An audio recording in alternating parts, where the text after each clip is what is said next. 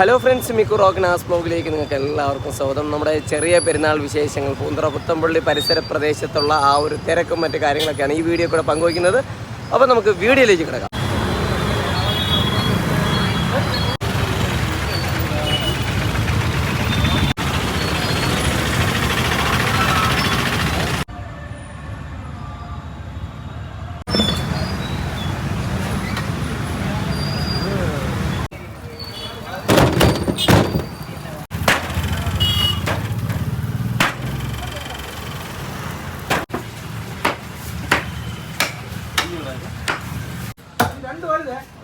ഒരു മണിക്കൂർ കഴിഞ്ഞാൽ വരും.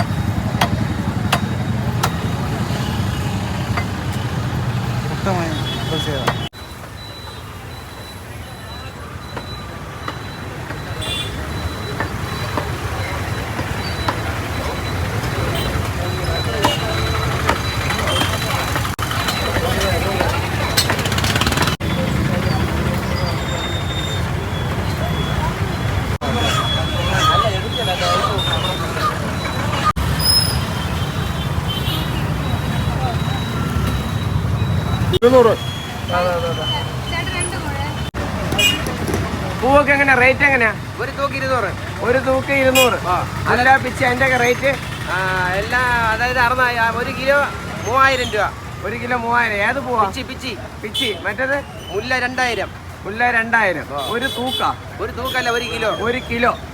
ഓക്കെ. പുത്തമ്പള്ളിയിലെ തിരക്ക് കണ്ടിട്ടാണെങ്കിൽ ദൂരം നിന്ന് വരെ ആൾക്കാർ വന്നിട്ടുണ്ട്. ബ്രോ, സ്ഥലം എവിടാ? ഞാൻ വഴയില. അവിടെ നെടുമങ്ങാടിന്റെ അടുത്ത് അവിടെ നിന്ന് ഇവിടെ വന്നെയാണ് ഇറച്ചി വാങ്ങിക്കാൻ. എങ്ങനെയുണ്ട് ഇവിടുത്തെ ആ ഒരു ആംബിയൻസ്? എങ്ങനെയുണ്ട്? നമ്മൾ എല്ലാ വർഷവും ഇവിടെയാണ് വന്ന് വാങ്ങിക്കുന്നത്. ഫ്രഷ് ആയിട്ടുള്ള എന്ന് പറഞ്ഞാൽ ഇവിടെയാണ് ആഘോഷം. അതുകൊണ്ട് നമ്മൾ ഇവിടെ വന്ന് വാങ്ങിച്ചാണ്. ബ്രോ എന്ത് പറയുന്നു? നമ്മൾ തന്നെ ഈ നാട്ടുകാരാണ്. എല്ലാം വാങ്ങിച്ചാ? എല്ലാം കഴിഞ്ഞു. ഫുഡിങ്സും കഴിഞ്ഞോ? ഇല്ല, അത് ഇനിയാണ് ഫുഡിങ്സ്. ഓക്കെ.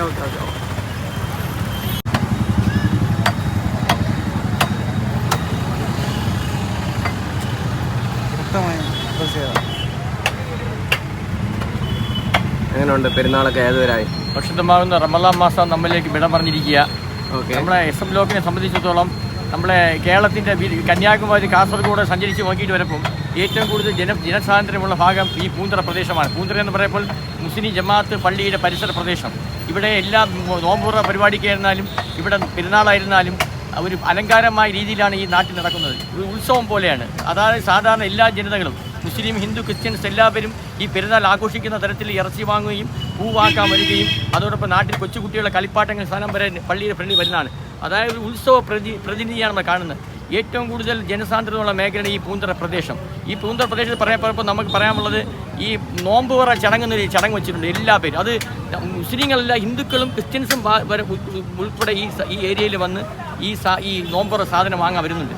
എന്തായിരുന്നാലും ഈ പരിശുദ്ധ റമളാൻ നമ്മൾക്ക് വിട പറയുമ്പോൾ നമുക്ക് ചെയ്ത അമലുകൾ അല്ലാഹു സ്വീകരിക്കുമാറാകട്ടെ. ധാരാളമായി റമളാനും ധാരാളമായി അമലുകൾ ചെയ്യാൻ നമുക്ക് എല്ലാവരും പ്രവർത്തിക്കുന്നത് അനുഗ്രഹിക്കുമാറാകട്ടെ.